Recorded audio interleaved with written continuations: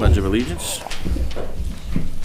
Allegiance to the flag of the United States of America and to the republic for which it stands, one nation, under God, indivisible, with liberty and justice for all.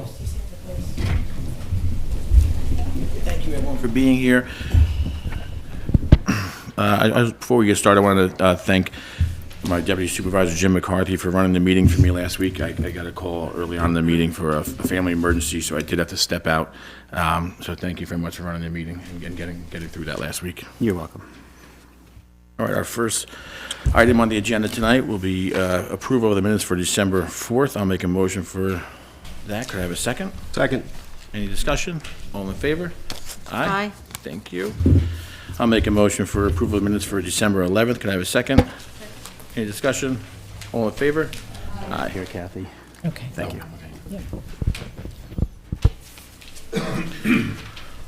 Next item on the agenda will be privilege of the floor with respect to agenda items only. Any comments regarding agenda items this evening? Please come on up, state your name and address for the record.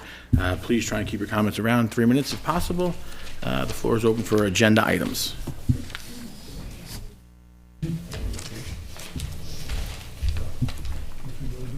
Hello, everybody. Robin Priano, Recreation Director.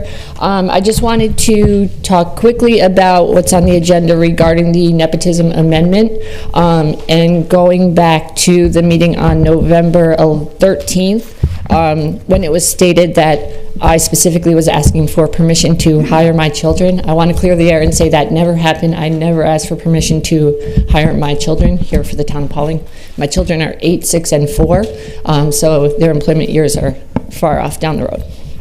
But in regards to the amendment, the changes that are going, I do have some things that I still have not gotten clarification on. Number 2, where it says, no municipal officer or employee may directly supervise a relative in the performance of the relative's official powers or duties. I still don't have clarification on how that's going to affect the recreation department, if it's going to affect camp directors with counselors, waterfront directors with lifeguards, or strictly the recreation director over everything. Number 3, where it says there's going to be specific people grandfathered in that are currently employed. Currently, the summer staff is not on, like, they fill out an RPC, so they start from about June 1st to September 30th, give or take, so none of the summer staff is currently employed by the town of Pawling, so I don't know where that would fall with the grandfathered in clause. And number 4, it says if it comes to a point where an employee has a relative up for a possible job placement, it would forward to the town board and the human resources department. But again, on November 13th, it was already stated by Councilman Migan that the board wouldn't allow it. So I'm not sure how it's in, I don't understand how any of this wording is going to happen. Can I just ask you to say that again? Because I didn't realize my name was going to come up. On November 13th, there was a discussion regarding the nepotism handbook and the amendments to it, and there was a discussion about, well, if it came to, because at that time it said the ethics board would discuss it, and they said there's no ethics board, and it said it would go to the town board, and you said, well, we wouldn't allow it. Like, you wouldn't allow a relative being hired. Well, I mean, I went to Nancy and we rewrote this policy since then. So the way that policy was written, yes, that would have been accurate, and I think Nancy said that as well. So if there was a relative, then the town board possibly would allow it?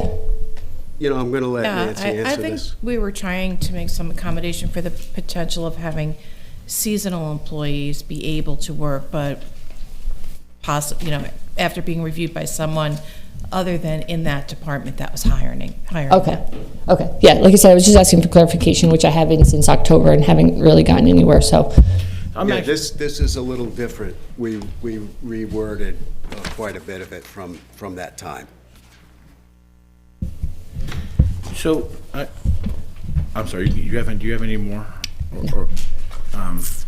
I guess I'm still actually reading it, where on the bottom, Nancy says, relatives shall mean a spouse, child, stepchild, parent, step-parent, brother, brother-in-law, sister-in-law, stepbrother, stepsister, father-in-law, mother-in-law, or legal guardian of any said persons. I mean, that pretty much covers everybody, right, for relative. Does that mean like no one like that could work in a department if they Not have a under the- relative in that department? Not under the direct supervision. Right. But wouldn't a department head be direct supervision of anybody in their department? Not necessarily. Take recreation, for example. Robin's running the whole department, but she's not, on the day camp supervising all of the camp counselors or the lifeguards. Yeah, But it could ultimately fall there, though, if there was an issue in that department. It goes to the department head, Yeah, but right? that's not This has been my direct- concern with the nepotism clause from the beginning, because Pawling has always had so many people, which we're lucky, that work here and have their kids working here in the summers and other departments. We're a small community. That's why this has been a troublesome resolution for me, because we have it so often here, right? We have so many relatives working in the town and in departments. It's a normal occurrence, it seems. when I went to, I got all this information from the Association of Towns, the State Comptroller's Office. They really frown on nepotism. But Marty, I did ask you for that information as well, but you said it was just suggestions. Like, you didn't provide me with any of the documentation. It is just suggestions. I asked you for the documentation that you were reading as well, but you just, I never got Yeah, it. I'd have to go back in my email. I'm not, but I think you asked me about a state law, which there is no state law. No, I asked you for what you were referencing right from the Attorney General, from the Comptroller, and from I'll have to go back Association in of Towns. and look. That was a couple of months ago. I think. Thanks, Rob. I want to keep things around Okay. 3 minutes, too. Thank you. So I Yep. don't want to start off on the wrong foot, but thank you for that. Well, I'm So sure there'll be more discussion. Just so everybody knows, I know my kids didn't go to Pawling, but they worked at the Beekman Rec. I understand people have their children working at the Beekman Rec, the Pawling Rec, and I think that's terrific. Yeah. This is meant, in my mind, and I'll use you for example, James, that you're not going to appoint a secretary here that is your. I've never tried to do that, just for the No, record. and I'm just, but wouldn't it make sense to have something on the books like that? Because you're not always going to be here, just like I'm not always going to be here. Sure, I understand. I understand in theory what And I we're don't trying to mean get to done. single you out. I would say anybody, even, I hate to say any names here, but the town clerk. We get the point. Well, I'm sure there'll be more discussion when we get to that resolution tonight. Town clerk just hired a new person, and I'm sure she was aware that maybe she shouldn't appoint one of her relatives there, right? When my husband did work for the town, So, he volunteered and didn't get paid, so. so that is, and it is best practice, so. And I understand, and this is not for siblings that are working at the rec for a couple of months, in my mind. This is more about full-time employees who, I mean, there are other towns around us, unfortunately, that I know of that supervisor has this relative working directly with him, and it's not great. So that was the reason why. And this was actually in the handbook at one time, taken out. Do we know why it was taken out? It wasn't by us. I would have no idea. Before us, It was yeah. prior to this board, for sure. All right, let's go to the next comment. I'm sure we'll discuss more when we get there. Hi, my name is Alicia Hines. I live at 10 Sage Road, and I would again like to talk about this referendum regarding nepotism in the handbook. Pawling is a town of families, and that's what makes Pawling so special, is that we are a small town, small community. Now, I've lived in Pawling long enough to know that nepotism has been an issue, and there have been plenty of families pulling strings. But when we write policy, it is incumbent upon us to think about how not just this board will interpret that policy, but how boards that come after you will interpret it. And I'm going to echo, Robin, I don't know your last name because you are family to my children and me, but I'm going to echo Robin's concerns about how this is going to impact our seasonal summer camp staff. the language that is in here, I'm sorry, I'm sure that you workshopped this yesterday, but I think it can be workshopped more before it gets passed so that we can make sure that that seasonal staff. Can you just step away from the mic a little bit? Yeah, I'm not used to a microphone. I teach, I don't need It's not coming one. through clear on the recording. No worries. Microphone, you guys know that. But Thank you. I think it's a valid question. You know, I look at the room tonight and I look at families that are second families to my children and who make them feel special at summer camp. And then I look at a board of a small town and I want to live in a small town. I didn't buy in Poquay for a reason. I didn't buy in Poughkeepsie for a reason. I want that small town feel when my kids go to summer camp. And I want us to keep employing good people. I don't want to see this board make the mistakes that the Pawling superintendent has made with the way that we treat people who work for us. So I think it's really important that when you look at this, we don't say, well, I would interpret it this way. No, how is somebody else going to interpret it? And I'm sorry, but our seasonal staff is way too important, and they do way too much work for way too little money.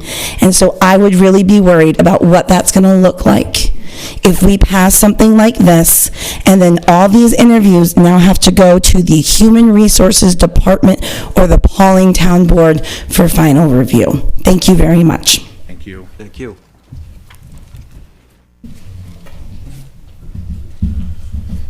Hello, not to beat a dead horse on this issue. My name's Caitlin McKenna. I try to come to as many meetings as I can. Unfortunately, it's very hard, but I do live stream them when possible. My address is 116 Charles Coleman Boulevard, and I would like to speak on the issue as well brought up regarding the nepotism comments, specifically the comments made a few weeks ago by Mr. Migan. On 11/13, the councilman stated, "People in positions of authority that hire and let go employees should not hire their relatives." To me, it's simple. But sometimes it is not always that simple. Would this not be similar to situations when school board members recuse themselves to appoint their children to summer positions? This is just comment. Yes, that's it. So, Thank you. again, not to be the dead horse. Thank you.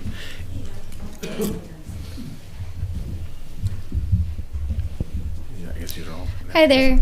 My name is Kelly Kira. I, since 2021, have been one of the co-directors at Town of Pawling Summer Camp.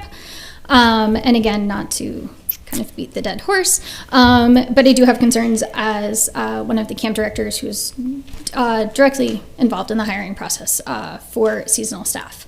To echo the points made before, this is a concern because, as said before, we have families who come up through our program as campers, and then as our teen group, and then as they come back as counselors, we are able to, because they're so generous with their time, they're able to come back, which we are so appreciative of. And we can reward that by allowing them to be up and have leadership positions and to have supervisor positions. And because they enjoy it so much, and we've created an environment where people do love to work in and around the town, their family members do want to work with us. And so it has happened where we do have family members who supervise other family members. So I just do urge you to relook at the wording of this, because even though it was said earlier that it was not intended for, summer camp and seasonal staff, it does say in here, any employee considered for seasonal staffing. So I urge you to look at the wording, and if, addendums need to be made for that regarding summer staffing, especially camp and waterfront staffing, that would be really greatly appreciated. Thank you.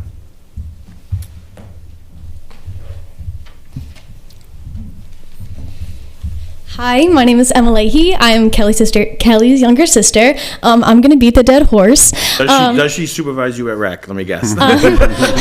She does. So I've been working at Pawling Summer Camp for 3 years. Every year I go through the same process that everyone else does. I interview and I go through the same exact training. I don't get any special treatment, and I don't get any extra breaks or any kind of resources that would benefit me in any way that would put me aside from any other the other coworkers. This summer, I was not as involved in the summer camp. I was a one-on-one to a 7-year-old girl who has cerebral palsy the whole summer, but days she didn't feel well or she had to go to therapy, I had to be involved in summer camp just so I can make a little money. I'm a college student, come on. And so I did work under my sister in those terms, but only for a couple hours at a time, and still, I think this is going to sound so selfish, but I'm sorry, but I think I'm a very good counselor, and I think whether my sister's my boss or not, I would have been given the job because I have what it takes, and so does my brother. So I'm just asking that maybe if we could rethink this and, well, not the whole thing, but maybe exclude Pawling Summer Camp from this clause. But thank you for your time. Thank you. Any comments on the agenda other than nepotism? We got the... You got it.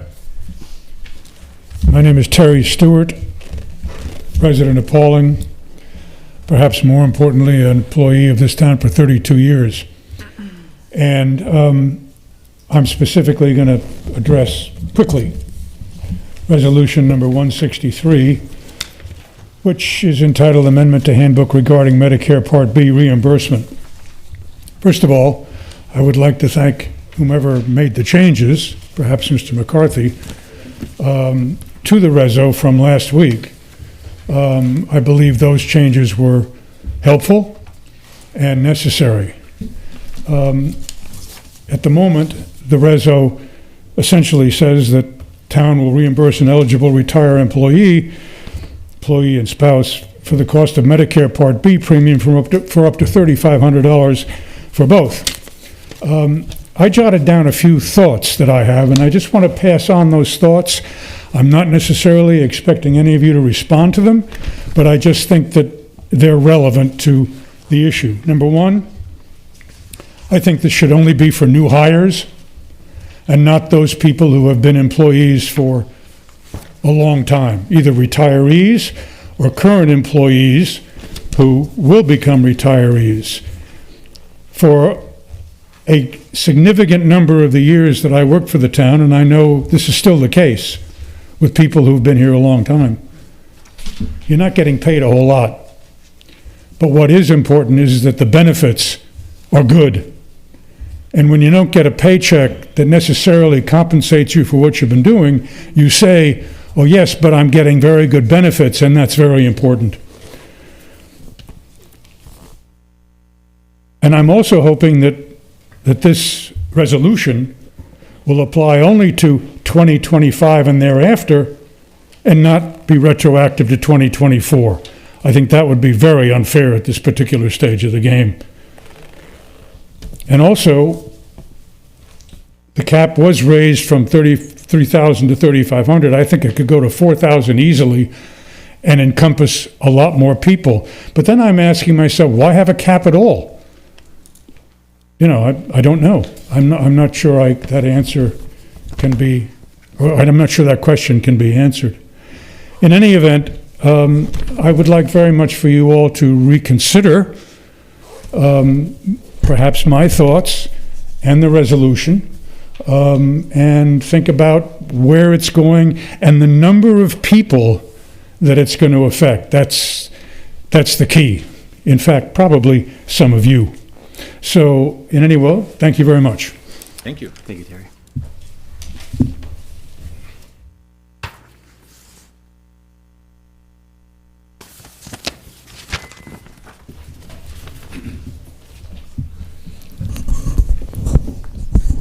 How's that? Now you sound perfect. Okay. My name is Edward Hauser, and I live at 118 Herds Corner Road. And I want to point out that when I was town supervisor, Terry Stewart was my attorney, the town attorney, and he just said everything that I wanted to say. So, form follows form. So I agree with Terry on that. I started as an elected official in the town of Pawling in 1978. And at that time, this was in place. And we didn't get paid a whole lot. I was highway superintendent. As Bob Brill knows, you work about 25 hours a day as highway superintendent. The pay wasn't great, but we always depended on the benefits. And as time went on, my wife and I were planning our retirement, and that benefit package was part of our planning. So, as much as I understand the desire to save money, I think it's a slippery slope. When you start cutting benefits, it has an effect on the morale of not only the retirees who are no longer employees, but it also has an effect on the people that are currently working for the town. And they're going to, question whether they're going to be supported by the town in the future. So I would respectfully ask you to consider this carefully, and if possible, put it off for a while, and maybe we can come to something that's more agreeable to more of the retirees. So thank you. Thank you. If I may, as a 40-year employee of the town of Pawling, I would like to agree with everything that Terry and Ed have said. I have worked with each of them throughout the years, both together and separately, and I do wish the board would reconsider this particular resolution. Thank you. Thank you. Any other comments regarding the agenda? Okay. Next item up will be resolutions. First one being Resolution 44, annual bills for the town of Pawling. I know everyone had a chance to look at the vouchers. You had a chance to speak to Christine with any questions regarding the payment of the bills, for the monthly bills. So I'll make a motion for Resolution 44. Could I have a second?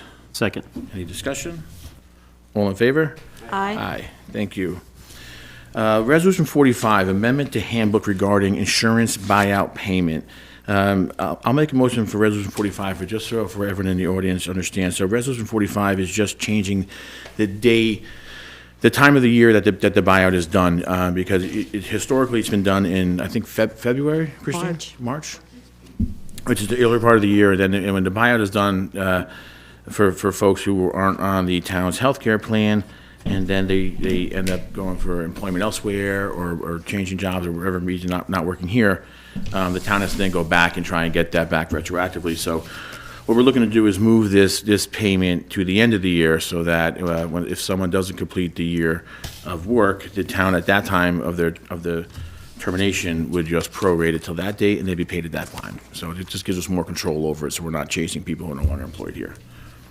So, could I have a second for Resolution 45? I'll second for further discussion. I also just want to point out that this does mirror what we've had for the last 3 years, and currently for the 4th year now for the highway department and the union employees. So it just makes it easier for everybody. Yeah, it's what's already implemented in the union contract, right? Correct. All in favor of Resolution 45? Aye. Thank you. Budget amendments for Resolution 45 is budget amendments for fiscal year 2025. Christine, anything, I know you had a chance to speak to the board already, but any other concerns, or everyone got their questions answered? We do budget amendments pretty much every month, and Christine tries to get those out to the board, so if you have any questions, you can get in there and see her before you have to vote on something like this, but they are on the agenda every single month. Christine, thanks for monitoring everything going on in all the departments from month to month. So I'll make a motion for Resolution 46. Could I have a second? Second. Discussion? All in favor? Aye. Aye. Thank you. Resolution 47, billing for Pawling Water District Number 2. Just standard again, the billing that goes out over there. This is quarterly, right, Jim, with that department, that district? Correct, quarterly. And Kathy, thanks to you and Cheryl for getting this done as always. I'll make a motion for Resolution 47. I'll second it. I just also want to point out that Cheryl will be enclosing a letter from our new manager for the Water District Number 2. It's Kenny Savia, who was with H2O. He left about a year ago. He is now with Cedarwood, and he will be taking over effective tomorrow. And there will be a letter for the residents, for the contact information, everything that they will need sent out with the billing purpose. We'll get that out in the next month or so. No, it will go out with the Going bill. out with the bill. Oh, with the bills. By Friday. Perfect. Thank you, Kathy. All right, all in favor of Resolution 47? Aye. Aye. Thank you. Resolution 48, authorizing shared service agreement with Dutchess County Sign Shop. So our highway superintendent's here, Bob Bills. Bobby, thanks for being here. I believe this is something that you were working on, correct? And there's a pretty good, a substantial savings on sign purchases, correct? Yes. I didn't realize till today, I was speaking with our highway superintendent about a bunch of stuff in Pawling, and one thing that came up was sign replacement, and this seemed kind of minuscule, but we were talking about it. How many signs go missing a year? 25 to 30 signs a year? Oh, easily. I actually, I've grown up here my whole life. I never realized we were replacing 25 to 30 road signs a year. It's incredible. And not just like stop signs or like road construction signs, like actual road name signs, especially over in Holmes. So maybe we'll try and get something out. And just we've had some roads continuously having this road signs taken, the street names. It's incredible. I'm not sure what folks are doing with them, but I appreciate you guys tracking these down. I know I got to tell you, told me a story today. They were actually paving a road in Holmes, and as the trucks were going up the street, they looked over and they said, look at that, there was a street sign on the post leaning up against the guy's garage. And they're paving the road. And Bobby's like, we just replaced this. I can't believe it's here in plain daylight. So it's funny, but it's 25 to 30 a year is a lot of missing signage. So I do appreciate you getting this done. You know, we're big fans of shared services as much as we possibly can. So it's great that you got this done for us, Bobby. And I'm sure by thanking you, really we should be thanking Ananda, right? Because she probably did all the heavy lifting in your office. Just like everything else.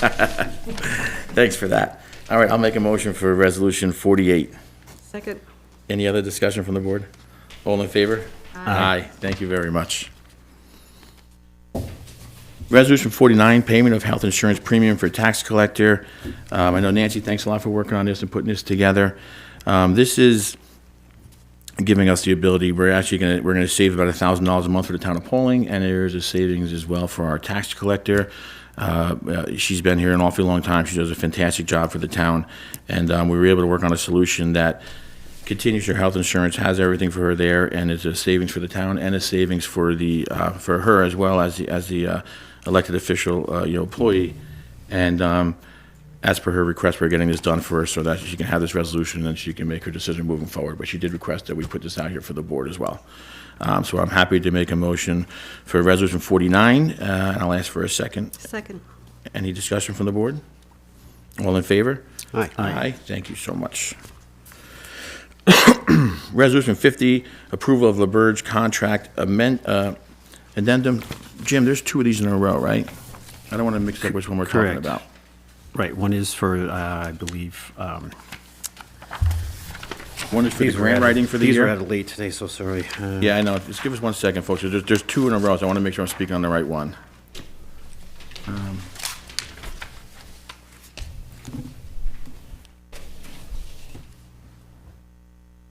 So this one is for the grant writing, correct? Correct. Town of Pawling. The first one, Resolutions are not the funnest thing to read. So were these, like, this is the first time I'm seeing these. When did these come out? I was here this morning. I didn't see anything regarding LaBerge. On this agenda? This should have been on. Was this on last week's agenda, Jim? No. no. No, it wasn't. No. When did this one go It on? wasn't on this morning's, it wasn't on this morning's Okay. agenda. This needs to be approved tonight, Jim? I didn't read through both of these yet. I'm going to table the LaBerge. This one is for grant writing, so we're going to table this till next month. Yeah, I would, just for the bird's sake, I would table both of them, but the first one, the number 50, just so everybody understands it, is for the grant administration. I know we've gone out for an RFQ on this, but this is to continue the grants that they're working on now. And it does say increase by 42,000, but keep in mind, every year, it starts out at zero. So the original contract for LaBerge was zero, because they had no idea what it was going to be. His bill at that time, So just that was. this is a maximum of $42,000 for the year. There was For grant nothing writing. in the budget Sorry? concerning this This last? would have been in the budget, yes. Oh, okay. Christine, this would have been in the budget, correct? For the same as last year? I could double check the numbers. Okay, but that's what it's for, so we'll confirm that. The other one is for the grant administration to continue to close out all the grants that we still have out there. Again, that started out at zero. And that's Resolution 51? And that's letter of 51 pertaining to 38,000. So in that, That's what that is for management. The quicker we can get these grants closed out, the less that will come out of that budget. Christine, sorry to put you on this spot. I know you're pretty good with numbers. Is this money, is this 42, what was carried in the budget for this? I'd have to double check, but we usually run in the $40,000 neighborhood every year, so this is. So it's not actually increasing it by $42,000? No, It's, again, they, we put money in the budget every year, but they didn't touch base with me as far as what our budget figures were for, all of these. So I can give you exact numbers later, but these are in the ballpark of the budget. You know, what concerns me is, no, we have a grant, we have a extension going out for Dewey Lane Bridge because we had to call the engineers and they're anticipating that construction documents going out in end of April, beginning of May. And we had a call with the engineers and with our attorneys, with Jamie from Hogan and Rossi and with Scott from LaBerge, and they're filing that extension paperwork to get us that few months till the project can be out to bid. So I would like to better understand this, but I also don't want to miss a filing date for especially that project that's $750,000. right, I'm sure if we can, if we get their heads around it, look at it and adopt it at our first meeting in February, we should be fine. You shouldn't have a problem because you have an approved budget. You know what we'll do, Christine, let's run, I'm going to table resolution 50 and 51, and we'll get to the bottom of this tomorrow. And then if this is going to affect any of our grant filing dates or deadlines that come up every year, so we have them there that are constantly rolling in on extensions and projects. If it's going to affect anything prior to February, we'll just hold a special meeting for resolution 50 and 51. But let's get some more information out to everybody tomorrow as far as what's in the budget for this and what exactly this is covering. Does that sound good to the board? I mean, if we're discussing it now, unless other people, feel that it needs to be pushed, I don't necessarily feel that it needs to be pushed if we're comfortable discussing it and I guess I would be more comfortable. Christine, do you feel that this is already budgeted on both of these? I'd like to see what we budgeted. Yeah. Okay. Let's just table 50 and 51, and we'll work on this tomorrow morning. Let's figure out exactly what's going on here. Because I know these did come in late, and I didn't even see them come through. And obviously, the last week I've had a lot going on personally, so I wasn't able to be around as much. But I would like to understand this a little more, and then make sure this money is there and see exactly what this is covering. And like I said, it's only 2 resolutions, so if need be, we'll have a morning meeting and just pass the 2 resolutions for LaBerge after we all get the information that we need. Does that sound better to everyone on the board? Sure. Yes. Okay. All right, Resolution 135, amendment to the handbook regarding nepotism. I'm just going to open this right up for discussion. We'll start, I guess, with Councilman Migan. Let's have a discussion from the board here. There seems to be some concern in the community. I do have some concern myself. From very early on, prior discussions up here, rec was always a major concern for me, right? Because there's so many employees there. We're lucky to have a thriving camp program, and Robin, you do a great job over there. Thanks a lot. But historically, there's always been a lot of people from Pawling who work in that program and in that camp. And every year as it gets busier, there's more and more people working there, which is a great thing. But not even just there. We have it in a lot of departments, and I don't view it as a negative. We're a small community. We employ family members here. It doesn't mean we're going home to grab someone and say, hey, you should come work for the town of Pawling. So that some 30 years down the road, you can talk about the benefits and have Ed Hauser stand up there and yell at you. But in all seriousness, we have it going on right now in other departments, and these folks do a great job for us. They do a great job for the town of Pawling overall. I see right in the audience, we have former elected officials and employees that work together here and did a great job when they were here. It is, this resolution for me is concerning in how it reads. And I will also say, I don't feel this is something that you could adopt as it's currently standing and then even grandfather. I understand grandfathering people in certain things, right, with new hires, benefits, pay, things like that, but I don't see how you could adopt a nepotism clause for a department and say, well, we're going to allow it to continue in this department right next door, right? If it's right, it's right. If it's wrong, it's wrong. I'm just one vote up here. That's my feeling on it, but I do want to hear from the whole board. So just to touch on what you just said, it's common. Many other towns have adopted a I don't know if they would call it a nepotism policy, but it would be a employment of relatives.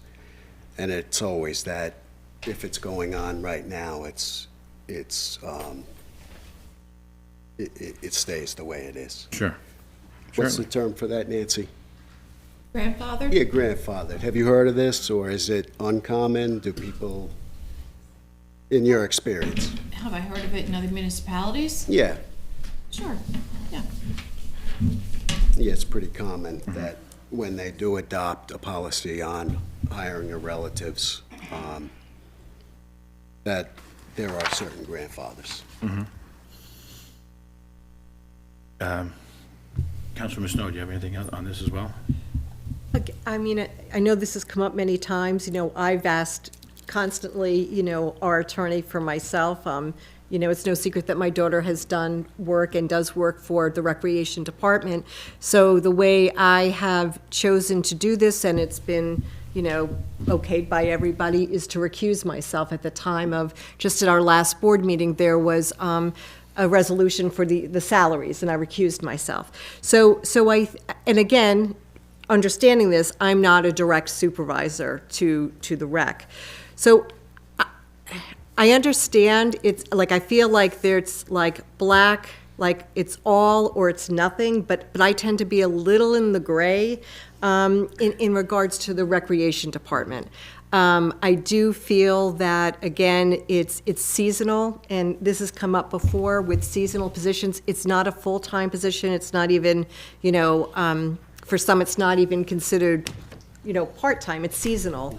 And I think with that, I do say that, I feel strongly that I think if it was meant for, let's just say there was somebody in the camp that was not doing their job, I would think that at that point, Robin and/or Danielle would step in, and they would be the one to do the supervision and possibly talking to them and, maybe coming up with a plan.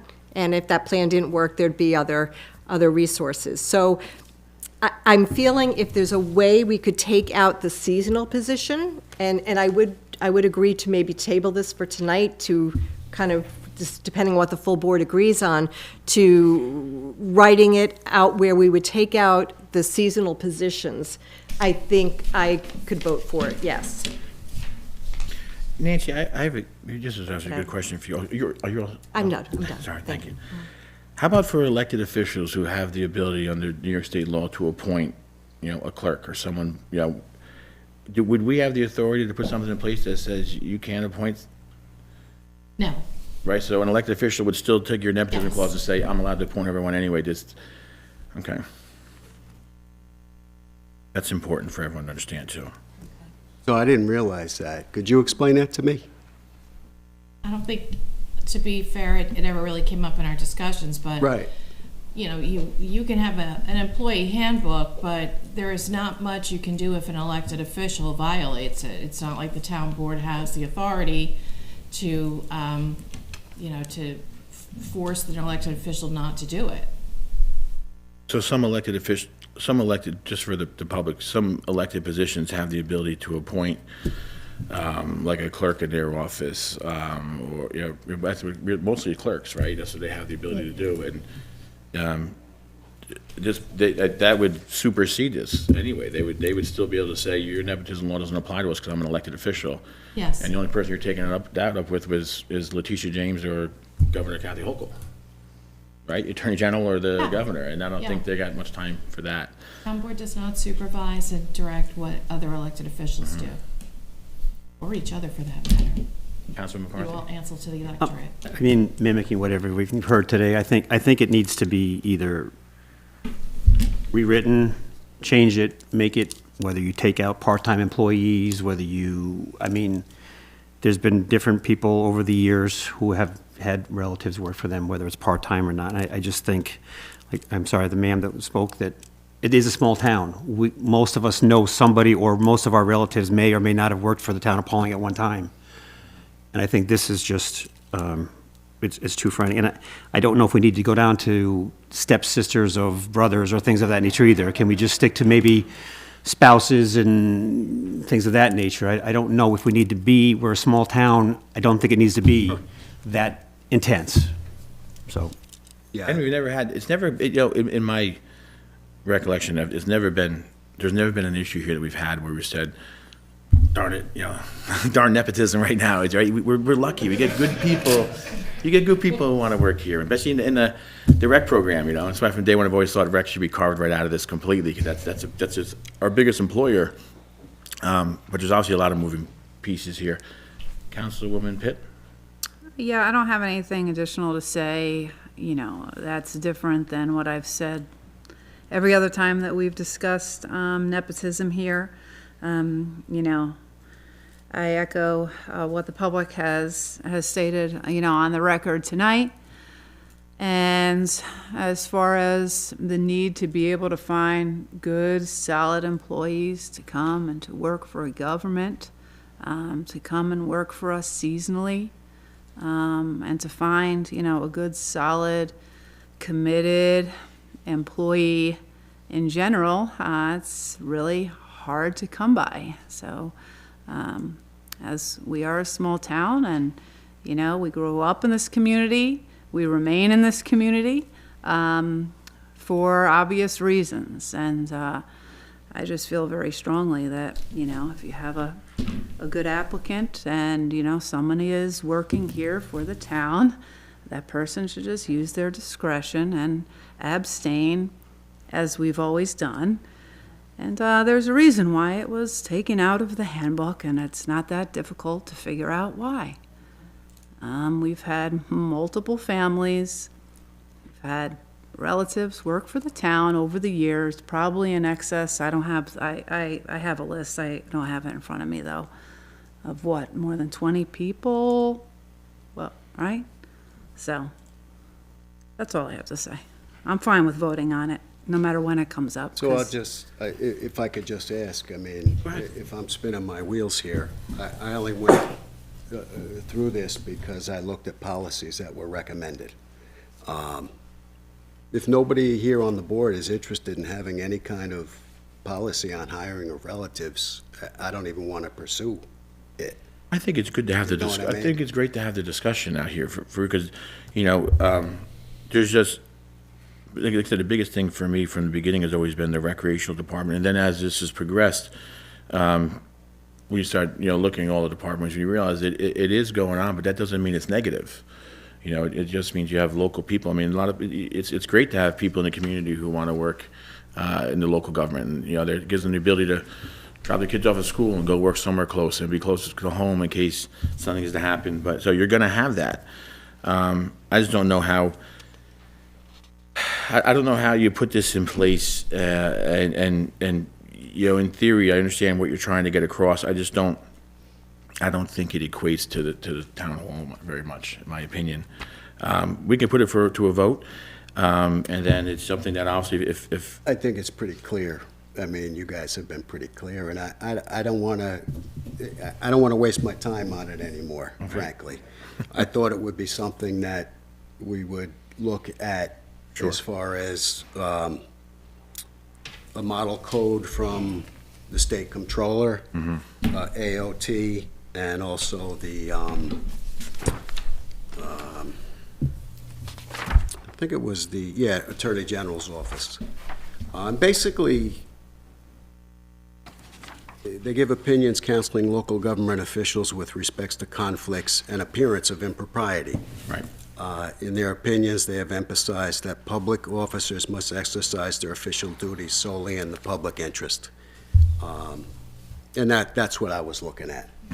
But Well, so the question is, we have a reso here. I'll How do we just not vote on it? I'll withdraw it I would prefer as to it's vote. written. Nancy, should we just vote on it, or could we just once there's a resolution, or does it have to be voted on, or does it just hang out there? Because otherwise it's. I think you have to vote on it. Yeah. But do you have a motion on the floor now, or No, just no one discussion? made a motion. So then let Councilor Wright can make a motion to Withdraw the resolution. withdraw. Yeah, I'll make a motion to withdraw it, and I'll look at it in the future. If I can reword it, I'll bring it back. Perfect. I'll second that motion. Any discussion? All in favor? Aye.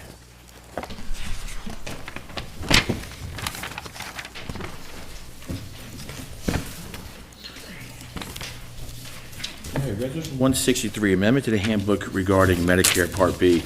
I'm going to make a motion for this, and I'm going to go right into discussion, because I just want to talk a bit. I know we did get some comments tonight, so I want to make sure I have a chance to answer everybody respectfully, former Supervisor Ed Hauser and our former town attorney, Terry Stewart, as well. So the reason this has come up is, in the last few years, we've been working on a lot of the healthcare stuff. And it's just because the spending continues, as you know, it continues to go up and up and up and up and every year. And it's just, this year is one of the biggest, this past year was one of the biggest movers in our budget. You see what our healthcare costs are, which is why we discussed making additional plans available to employees, and also changing contribution levels so that we can try and get this thing to like a sustainable point, right? And Ed, as you know, the boards can change at any time, and at any time when the majority of that board changes, right, people could come in here and make sweeping changes to healthcare, including retirees, which we would never want to see happen.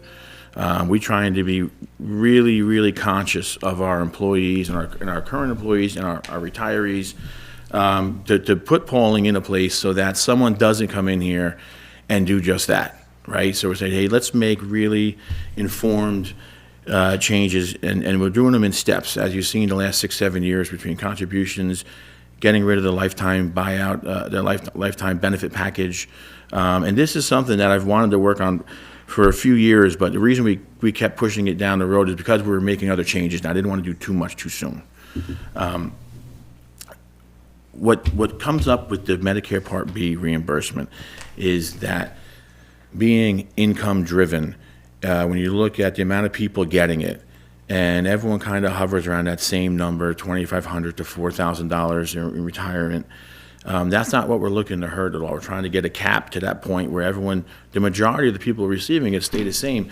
The problem we run into is that when you have folks making a lot of money in retirement, it's great that they did well in life and all that stuff, but when you get a reimbursement comes through for $12,000, $13,000, $14,000, and that's what caught my attention a few years back. And I said, well, this isn't fair to the taxpayers, and it's not fair to the other retirees who are getting reimbursed for $3,000, $3,800, and then someone that they worked with, had a good year or whatever they may have done to make money that year, and their reimbursement is $12,000, $13,000, right? And not only is it not fair, but it's not sustainable.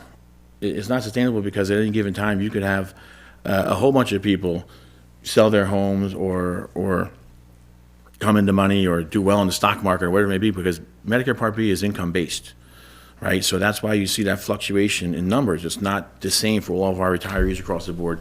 Some years you have people getting $2,200, some years you got people getting $13,000. So what we try to do is take that median number and look at how many people are getting it and roughly where everyone is. And we were looking to do is get it to that number where it's not negatively impacting a lot of our retirees. And I know this is going to sound terrible. It's not meant to sound terrible, but if it negatively impacts someone who made $350,000 in retirement, I just don't feel that bad for that person. They're doing well, and God bless them. But why should the rest of Pawling pick up that tab? And we have it year after year. You always have a few people, and that's great. That those things are going on. We're not looking to take it away, and this isn't something that's offered in every other town. This isn't a normal occurrence across municipalities across New York State. So it's a nice benefit to have. It's a benefit I want to see our retirees and current employees continue. But if we can come to a cap number as a board and agree on it, that gives our bookkeeping department a number that they can budget for eternity, right? And they know, okay, our Part B number is going to be here. And to echo what Terry Stewart said, I agree with you. New employees coming in, we should probably make changes, right away so that they don't get stuff. That's going to negatively affect our retirees. I would change it for new employees coming in. I would even change it, give everyone a year down the road to say, I don't know where you cut off current employees. It'd be tough to grandfather everyone in because you have people who've been here 30 years, you have people that've been here 2 years, right? So you don't want to, in the same token, you can't keep it the same for that person who's been here 2 years. Maybe you give everyone a timeline, hey, in 2026 or in 2027, if you're not already in the system, then you're not going to be able to qualify, right? So people have enough time to make those adjustments, but that it gives us the ability for the taxpayers to say, hey, we've leveled this off. We've thought it out. The numbers are here, the averages are here, because the data is there, right? You can see that we're paying out these big numbers, and I just don't see how you could continue to come up with a budget year after year after year when the outlier is how much is someone's Medicare Part B going to change? Because every year you have more people going on it. And it just seems like taking that average and applying that across the board is the fairest thing you could possibly do, not only for the taxpayers but for the retirees, right? Why should one retiree get more money than another retiree? So that's why we were looking to go that route. That's why I worked on this with Christine. In our bookkeeping department, I worked on with Jim McCarthy, and we kicked around different numbers and we made some changes. We did wait till the new numbers came in. But just before this, I open this up to the whole board, I wanted to explain to everyone, that's how we got to this point. It's not because of small differences. There's very, very large differences in the payout. And to budget for it every year, you're budgeting blindly, right? Because you're going into saying, I have no idea how much all these folks made. And it's a big list of retirees. And the number, like I said, when it jumps dramatically, that's not something that you can plan for long term. So with that, I do have a motion for 163. I'll ask for a second. I hope there's more discussion from the rest of the board as well. A second for discussion. Go ahead. So I have a question, and I'm not sure. I know, having been on the school board in the past, there were tiers. So many years you got this benefit, so many years you got this benefit. I don't know, we're having a discussion, I'm throwing it out there. Might there be something said for the retiree that has worked, 20-plus years, as far as what they might get to help with this? That's just one thing I'm throwing out. The other is, I do like the idea of, for new hires coming in, that things would be different, and they would be told that up front. What was the original amount that the employees got from Medicare? What was it before it got changed to a cap? Was there a cap? No, there's never been a cap. So there's never been a cap? Yeah, so it could fluctuate. That's how it just came about. Okay. A few years back when we started looking at it, because the numbers, they hover very closely. Okay. But then we saw some jumps, I'm like, this has to be a misprint. And that's when we were first like, no, this is all income based. I'm like, oh, and we contacted other towns and we started looking at it, and that's when we realized it happens every year. There's substantial jumps. Right. And it's just something that obviously you can't budget for. That's why when we started taking averages, we didn't just pick the number out of a hat. We looked at what people are getting, because this reimbursement is for spouses as well. Mm-hmm. Mm-hmm. So again, and then I would just add, I would certainly consider raising it to at least $4,000. That's just my thought. So wanting to know if we can do some kind of tier. If not, can we, raise the cap to at least 4,000? Thank you. Sure. Councilman McCarthy? Looking at the numbers, I know this has been on the agenda, I believe, when I was away in December, and now we again looked at it earlier the year. I got some updated numbers today from Christine. It does seem that the average is $2,000 a person. So I would also like to see if we could change it to 4,000. I know it's $4,000 per household, per or household. $2,000 a person? Yes. I don't know, I'm sorry if it was Mr. Stewart or Mr. Hauser that mentioned about maybe postponing it to next year, but I believe by raising it to 4,000, we will have kept a large percentage within not seeing any change to what they would normally get. So that would be my suggestion, that I'd like to see it change to 4,000. Mm-hmm. Councilwoman Pitt? I'm sorry, are you done? Yes, I'm done, thanks. Councilwoman Pitt? As far as Councilman Snow's suggestion about a tier system, just thinking like along those lines, if there was some way that we'd be able to break it down, I'm not quite sure. A tier system, as I'm envisioning it, I don't know how that would work. I mean, we can discuss it, but, all of our employees over the course of the years are working various hours, so on and so forth, right? I don't know if we could break it up as a tier system as far as years of service. And when did we start adding spouses? Because it's my understanding that we didn't used to pay for the spouse. Is that correct? Do we know when that changed or why it changed? We're Not not off the sure, top of my right? head. No, it wasn't under this, no one on this administration. Okay. That was a prior So thing. it would have been prior. Prior, how far back do you No do you know, idea. Kath? Not sure?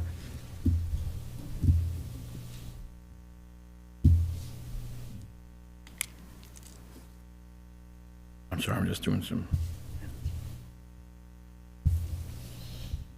Is there a reason, like, why, obviously, we want to accomplish it and get it done and move on, but if we were to discuss this further and, you know, put some additional numbers down for us to have in front of us, to see a list and an exact number of employees, which, listen, I shouldn't know that. I don't know that off the top of my head. Do we know how many employees we're talking about? I've had that number before. I just don't remember it.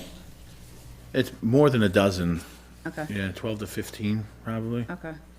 Maybe if we can get those exact numbers written down and have everything on a spreadsheet for next week's meeting, next month's meeting, we'll be able to move forward.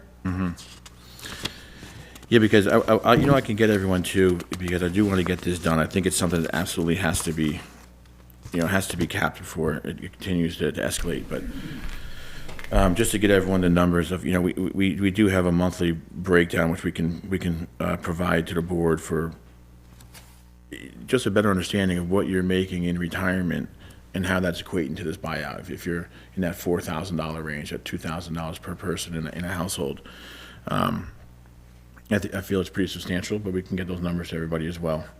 And the tier system is interesting, Councilwoman Snob. I think it would be. I'd be curious to see more about that too, especially with hours worked and that kind of stuff. Sure, that could make sense, or if it's done in steps, or if you're just picking a year, like a deadline, right? If you're stopping it for new hires, and then you're giving current employees a timeline, even saying, hey, this is what it's going to be. But we can work on it this week if that's what the board would like. And Supervisor Schmidt, if we'd be able to just include all of that in the same reso, right? Yeah. Like say, hey, we're cutting it off, starting, any new hires from this date on. Yeah, that would be important, is to stop it for new hires immediately, and then, take a look at what our current employees are, and put together something in place. But it's probably more than a tier. Maybe it may be beneficial to just do, even a timeline, right? If X amount of years before it goes into effect, where we stop it moving forward. This way, everyone has enough time to make, decisions and things like that. All right, so we will. So I would just think that, obviously, there's two sides to this. You could be concerned about the taxpayer because down the road, you have no idea what these costs could escalate to. And you also have employees that have put their time in with the town, this was part of their benefit. But I think if the average, if it is true that it's about $4,000 per employee and spouse, I would think that would be a good place to start, say $2,000 for the employee and $2,000 for the spouse. But I would be interested also in looking at the tier system. Yeah, and we can get the numbers to the board. I think it'd be beneficial to see exactly how these numbers come about, right? How these, whether your reimbursement's $4,000, $5,000, $6,000, up to, like I said, in the past, we've had them in five figures, but I think it'd be an eye-opener, because you're doing it, but it's something that I say, well, for the whole town of Pawling is paying for this, and they really shouldn't be, because, God bless this person, they're doing great, but they don't really need this check off the back of the taxpayer, when you look at these numbers. So we'll get all that together this week for everyone as well, and we'll table Resolution 163. James, if I could just ask one question to Christine. Christine, when do you usually mail out the reimbursement to the retirees? We've received them already. The checks are gonna go out next month. So You that could you'll, vote on it. If you want it to take effect, you'd have to vote on it by the second meeting in February. Okay. Well, if you could let me know what the number is by the 1st, so at least we can get the right numbers into the checks for you. So we need to vote on this on the first meeting of February. We want to go to the absolute last minute, sure. Thanks, Christine. All right, 163 is tabled till next month. All right, 167, Resolution 167, adopting a local law to reestablish a Board of Ethics. Nancy, what is the difference between that one and Resolution 52, local law amendment for Board of Ethics? This is Resolution 2024-167 isn't really a resolution on for tonight. It's the actual local law in its form, and the resolution after that is the one adopting the local law. So 167 is not something that should be, No, you don't need to vote on 167.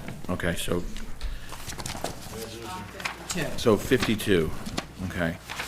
Local law amendment for Board of Ethics. This has been on for a long time, too. There's been a lot of discussion from the board, so I want to hear from everybody tonight as well. And we'll open this right up for discussion. I know Councilman Migan, this was another one that you were working on, and Councilwoman Snow, so thank you very much. I guess I'll just kick it to Councilman Migan, and we'll go right across the board again. We'll get everyone's input before we put this for a vote. Well, when I came on the board, there was a joint Board of Ethics in place, intermunicipal. And that did not work because I believe one town dropped out, or maybe two towns.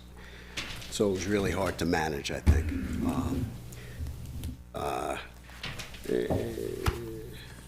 And I believe, again, a lot of towns have a Board of Ethics, and I wanted to just see it change from joint to regular. And in a town this size, like it says in Resolution 167, 5 members, but it could be 3 to 5, honestly. I've seen, I believe Patterson has 3 on theirs. But that's all I have to say about that. Councilwoman Snow. Just to add, yes, this has been being worked on for years, it seems, in different forms, and I'm glad it's finally gotten to the point where we'll be voting on it. Best practice under the Association of Towns, which is really where we get our training, is that each town has an ethics board. So I am glad that we'll be doing best practice. One of the things that jumps out at me right away, and thanks for everyone's work on this so far, is, well, there's 2 things now that I've noticed, because as we just went through all the CAB interviews and we had some pretty good applicants, we have a bunch of boards that we have to fill. And I just keep looking every week at these more committees we're forming. And, we're going to be doing one very shortly for the master plan. We have to do one for the low income housing, affordable housing committee, and there was one other one, Jim, that we were. Well, the CAB, which is CAB.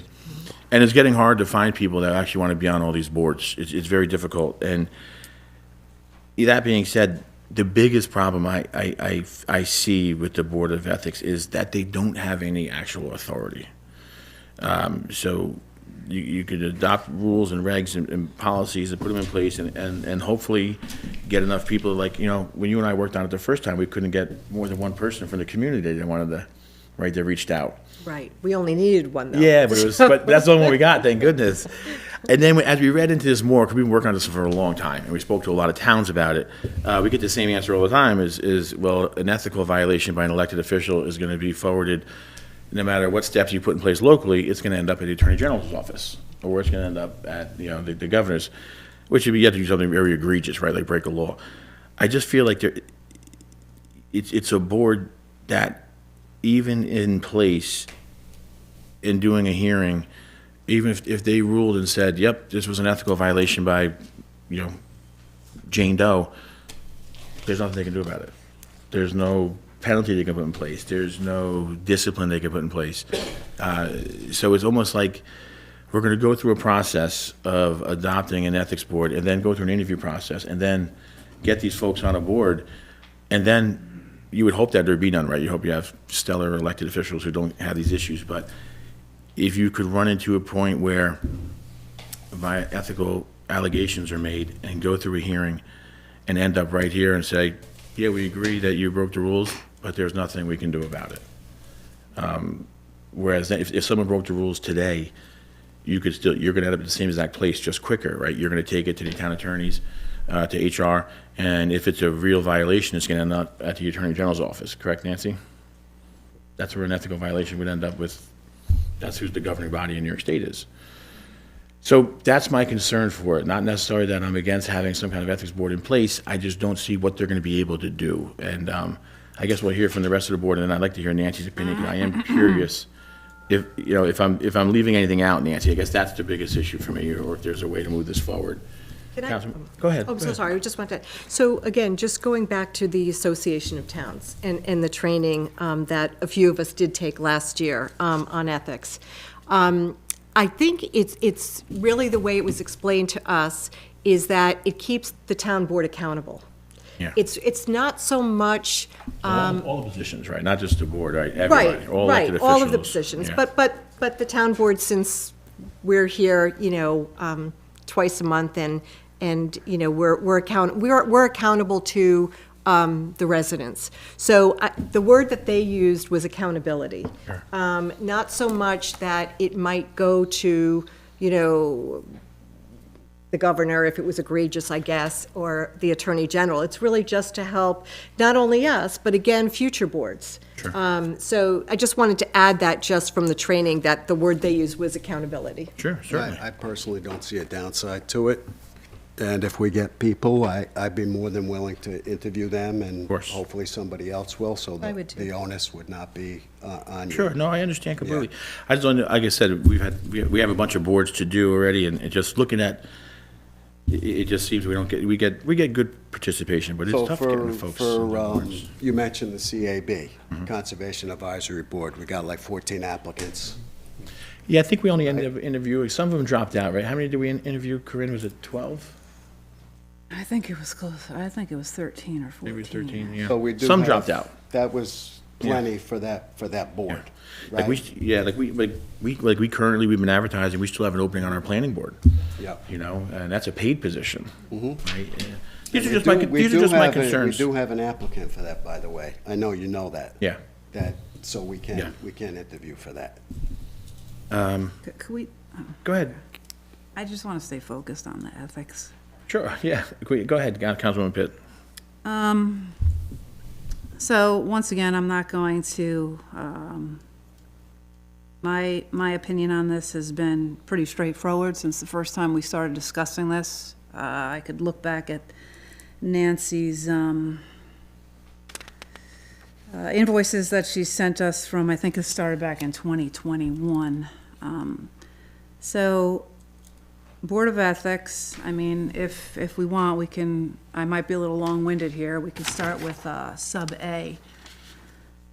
And, you know, automatically, like, yes, for accountability for the town board, yet, you know, the town board is doing the interview of the applicants that would be filling these positions. I don't know, to me, that already seems like there's a bit of a conflict there, but maybe that's just the way I'm perceiving it.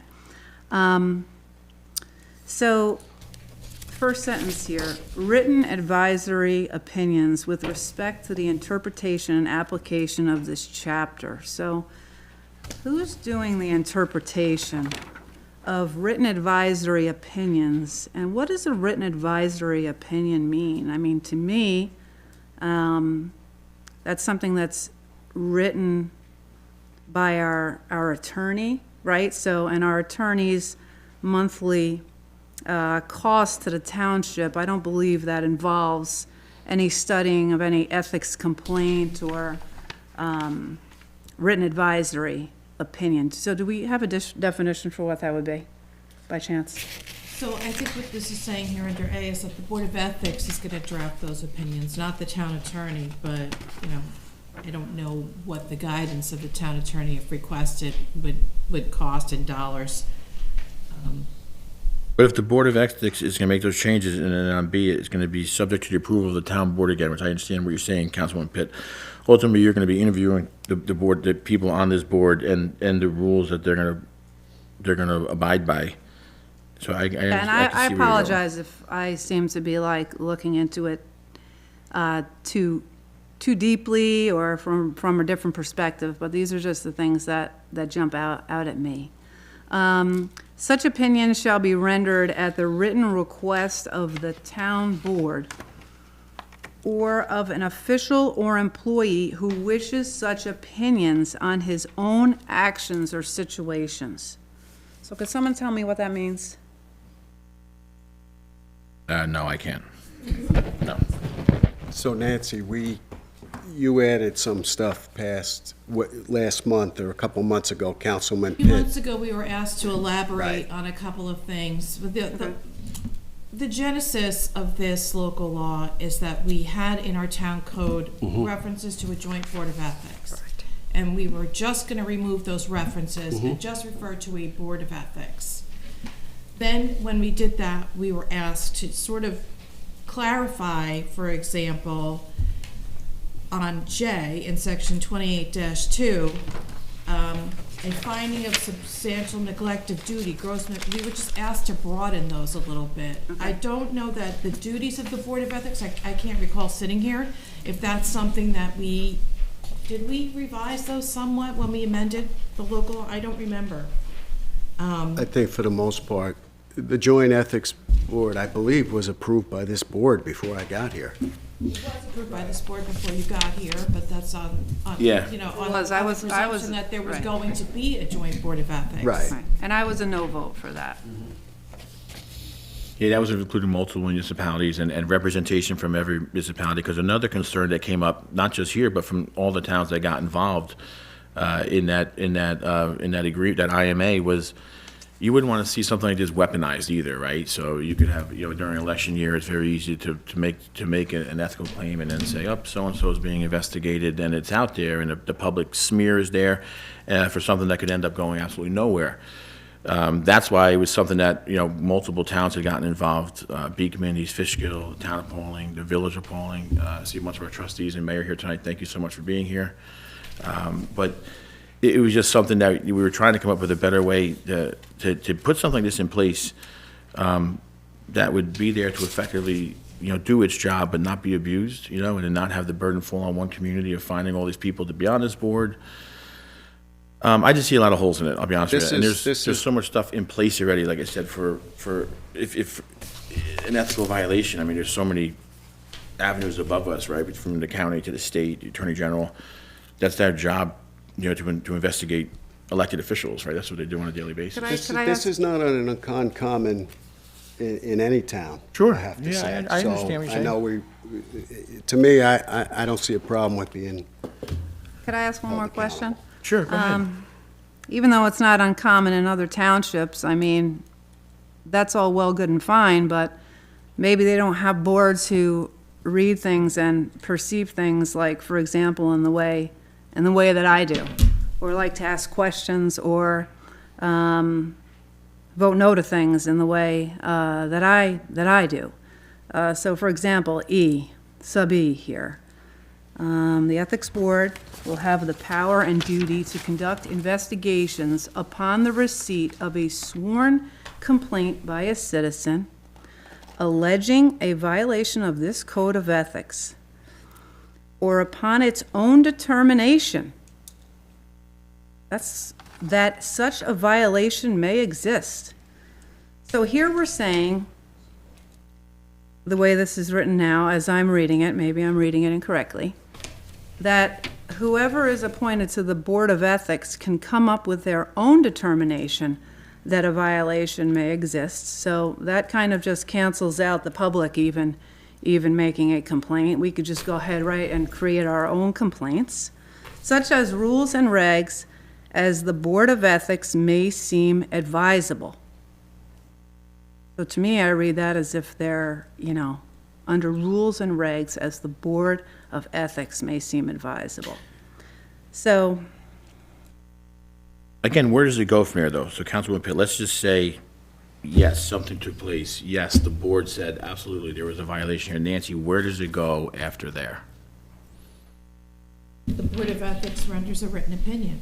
And the opinion, whether or not they think a violation is. And that's it, it's just an opinion, there's no The discipline.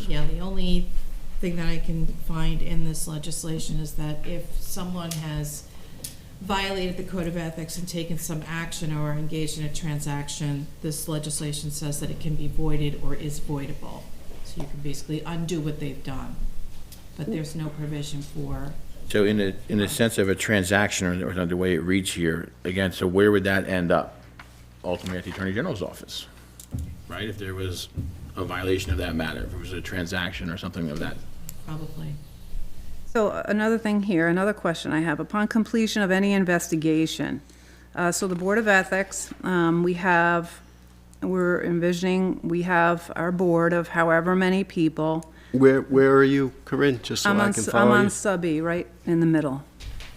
Upon completion of any investigation, are the Board of Ethics, are they allowed to use outside, let's say, law enforcement as a tool to Oh, yeah, who's doing the investigation? yeah, who does that? Or can our Board of Ethics, if we were to have a Board of Ethics, utilize law enforcement to be part of to do their investigative work, let's say? Are they allowed to ask law enforcement to be part of this complaint? Hey, we have a possible criminal complaint here. I mean, I would assume that if there was a criminal complaint, it would go outside of the Ethics Board to an agency. Am I right on that, Nancy? How it seems to me. Right. Yeah. If there's a criminal action, that's when it would be appropriate for law enforcement to be involved. If it's a criminal allegation, right? But if it's not criminal, what else would you be investigating? It's just an advisory opinion, other than, am I reading this wrong as well, Nancy? No, I think it's just advisory. Yeah.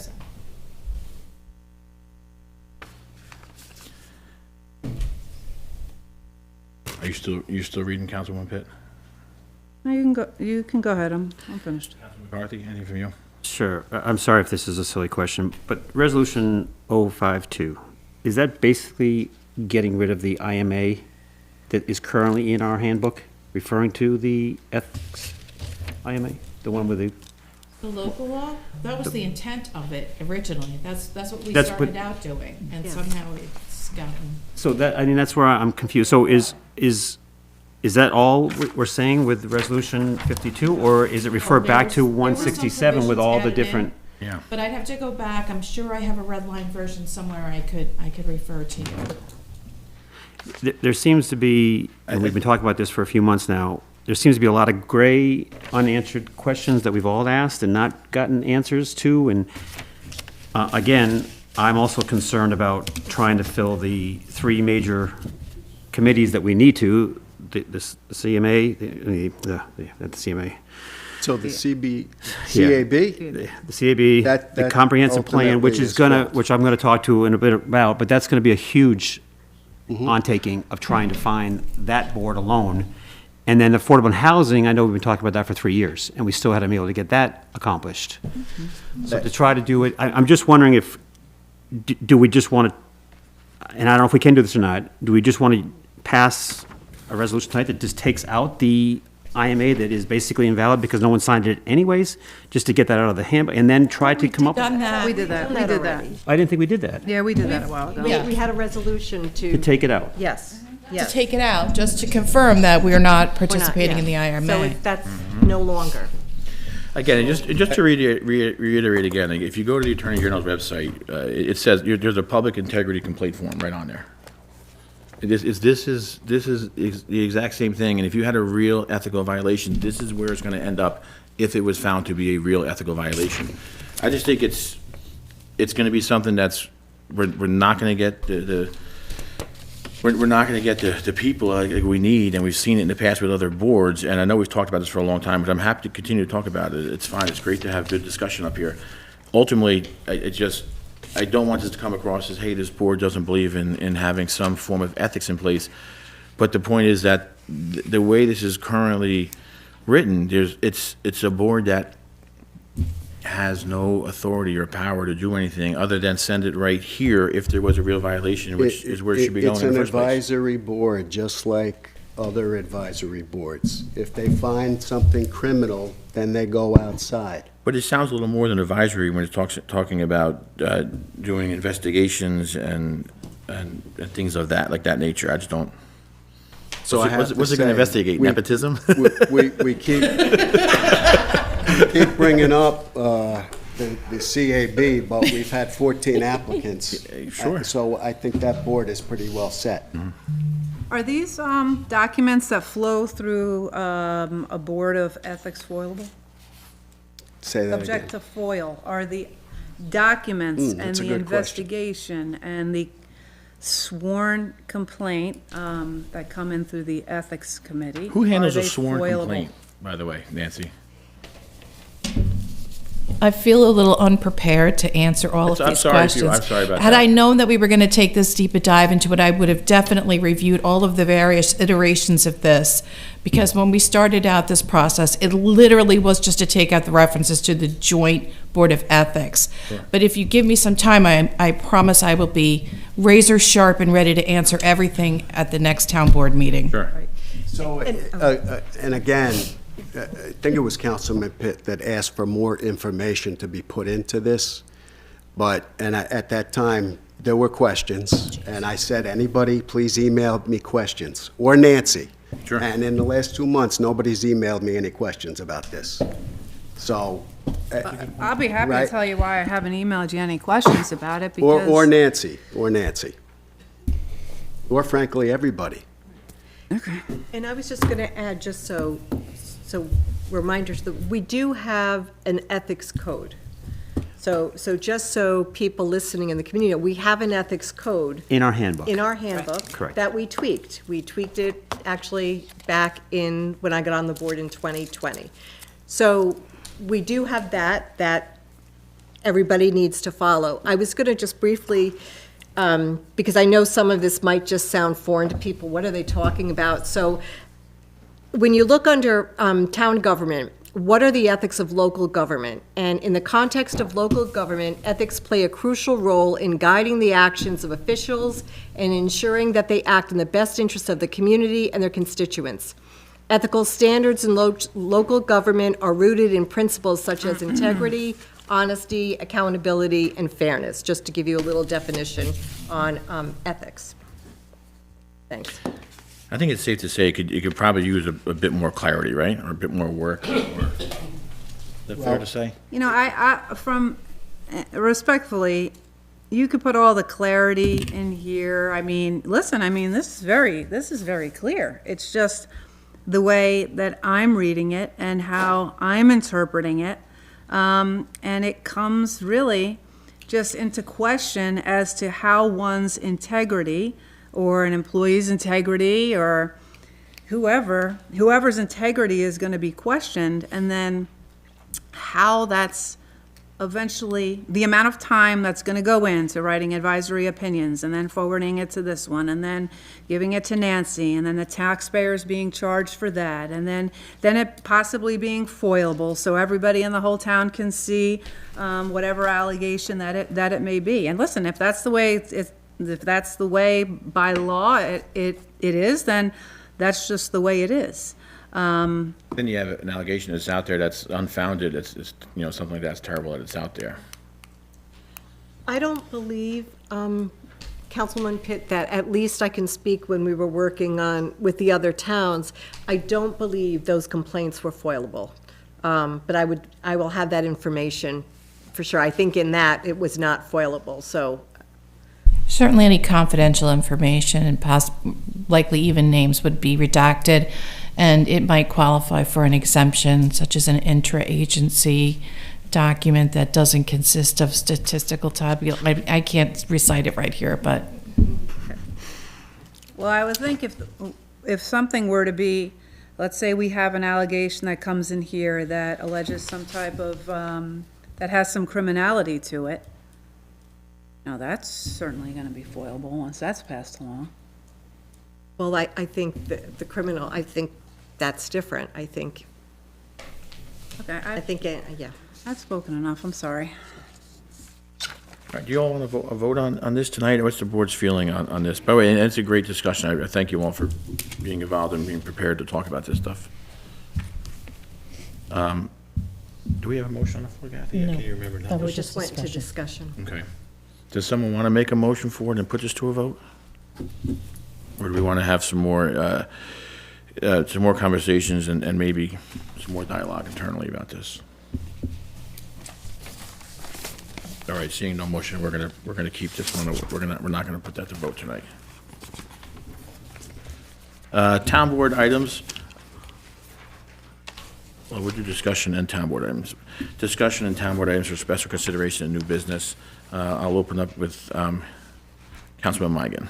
Sure. So just like you had mentioned,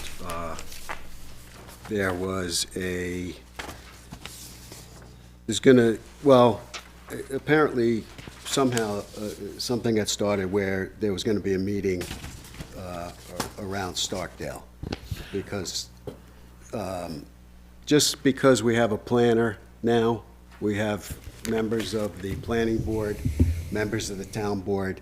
Now, we wouldn't meet as boards, I suspect. It would be, there couldn't be a quorum, so it would be 2 out of the 5. I would like to be involved, I've said that. I would like to be involved in a meeting because I have an interest in getting the information, obviously. I just want to read, and this is a little bit separate than that, but when a town board member votes on a proposal before the board he or she represents, through that vote, the views of the town residents. Because of the high level, I'm sorry, basically I work for town residents. And I'd like to go to my town residents and not have to get everything secondhand. And I'm not saying that through any fault of anybody, but there are some committees that I would like to be involved in that I haven't had an opportunity to be involved in. This would, and this is not a committee, but I would like to be involved with this. There's also, which I found out because I reached out to Councilman McCarthy, that we have 2 grants to review the master plan with LaBerge. It's a huge undertaking, like you said. It should be something that a lot of thought is put into. And now, I'm sorry if I put you on the spot, but you had mentioned that it would be 2 people from the town board, 3 people from the planning board. No. What I said was, James asked me and Corinne to start the process. Corinne could not make the meeting, Councilwoman Pitt, excuse me. So myself, Stephanie was taking notes. LaBerge had 2 representatives there. And Lisa from the state of New York, something planning and to go over the grants and what we would need to do. And I sent you a list. Yes. I sent an email to the full board earlier today. The recommendations, questions from LaBerge. There'll be another one coming. But the key thing we have to do before we do anything is we have to get a board of a minimum of 7. I can't tell you how many she did say, but between 7 and 9. Okay. We can't, I mean, that's going to be hard enough to get 7 to 9 people. There were discussions throughout the whole meeting. We have around $90,000 that we have either we share or the grants cover. Talking, I remember, I don't know when, but talking with Phil in the past, that's going to be a drop in the bucket if we let people go wild. Right. So in order to stay within that, let's say, $100,000 budget, the committee is going to have to come down with only a few things that they need to look at and priority. I don't think we need to rewrite the book. I mean, people before us have done this. And it's something that's recommended probably every 10 years. Mr. Hauser, is that about correct? We haven't done it for a while. And will there be a couple of representatives just from the people of Pawling? So, well, my email that I sent out to you all today, and this was just my suggestions on it, is to have Corinne and I, and each board member make a recommendation to the supervisor of who he or she feels should be on the board, on this committee board, whatever it's called. Don't quote me. It's a committee, I guess. That will give us at least 7. And then if the state says, okay, we'll let you go with 7, that's great. If not, then we're going to have to try to find 2 more people to get to 9. Now, did you mention the planning board as well? Because I think that they should have a seat at the table. They did not, they said it was open for us to appoint people on it. Obviously, it would, in my opinion, if you're asking me, I would probably pick someone from the planning or zoning board to be on it. Maybe one of you would pick somebody from the opposite one that I pick. I mean, but these are all things that we're kind of jumping ahead of things here because we really haven't talked about this as a board. I just sent this out today. I don't know what the supervisor is going to want to do. See, I think that it should be discussed in public. Well, I know that. That's Right. what I'm saying. For the people, so everyone understands what's happening is, so with open meetings law, no more than 2 of us can be at any of these meetings at one time. So when these meetings go on, the reason why Councilman Migan is talking about this is because it's something he wants to be involved in, and obviously Councilman Pitt came from the planning board to here, Jim is our deputy supervisor. It'd be great if we could all be there, but we just can't. It's just not we're not legally allowed to do it. So when we start these committees, we're trying to find ways to mix in everybody 2 at a time. Maybe maybe the process here, I love the idea of having every board member have the ability to put somebody in there, right? So when Councilwoman Snow can't be there, but there's someone from the public that she's picking to be there, so she has that ability to be involved. Councilman Migan, right, Councilwoman Pitt, Councilman McCarthy, and myself. See, that sounds good in theory, but we need educated people. Like, I don't want to put somebody, like, Oh, sure. you know what I mean? Sure. I mean, so. Right, and what are we talking about tonight, right? It's hard to get people involved in all these Right. things. But this is an important one. I think we'll do, I believe we'll get some good feedback once folks are, I think it's more than 12 years since the master plan's been done. It was adopted in 2012, the last one. 2012, yes, okay, so it's a ways off. I think we'll get good involvement, Councilman Migan, to this, and get some good people in there, because it is important, and these things aren't very expensive. We're lucky to have that $90,000 grant just to help us get started on this thing. I know I spoke with East Fishkill this past week. They're working on they're in the middle of their comp plan, and they're already up to $250,000 that they spent on doing that. That's what the last one cost this town. Yeah. And And that's it a bigger. took 2.5 years. Yeah, and that's a bigger town, and that number's down compared to what we would spend, because they have so many people internally. They have internal engineers and planners full-time on their staff. So to Kathy's point, right, you spent that, in 2012 you spent that, you're gonna spend double that nowadays to do a full-blown comp plan where maybe you come in with this committee and you look at these bigger tracts of land, or the smaller zoning areas, and you try and make the biggest impact the quickest, right? But we can have a lot more discussion about this. It's a good thing. I'm glad everyone is seen that email and everyone's involved in it. But it is something we got to move rather quickly on, Jim, as well. Yes, we do. Right, to get people in here. Because it does take, it's not months, it's years. Right, or yeah, a year, it's a at big least. process. It's going to take years. Yeah. So, are you, I Yes. didn't want I also just want to mention one thing. There is going to be multiple, correct me if I'm wrong, public hearings. This is just not a, we don't come up with an idea and then throw it, no, It's a and long I'm process. sure Joanne would agree, this is not something that the town board says this is what we're going to do without, there will be multiple public hearings. I think Ed Hauser wants to be involved. I can see the excitement on his face. So I was going to ask for clarity first. So in seeing the email today, so what we're talking about is a committee to work on the master plan. Is that separate from a meeting next week with Starkdale? Is there So meeting with Starkdale? I'm the confused. meeting about Starkdale is something that some of the planning board members put out. That wasn't. Yes, they said it at their meeting. Yeah, that wasn't Yes. that wasn't orchestrated from here. That was the planning board looking to get some people involved. And we could actually ask maybe Joanne if she wanted to come up. Joanne, do you have any? Would you feel comfortable speaking just briefly on that? Thank you so much. Thanks for being here as well. So they're looking to get a diverse group as well, because that's such a large project, or potentially a large project, and so go ahead, Joanne. Thanks for Joanne, being if I here. could just interrupt you one quick second. I just want to let the board know the chain of events. After watching the presentation, I've known Jay for many years.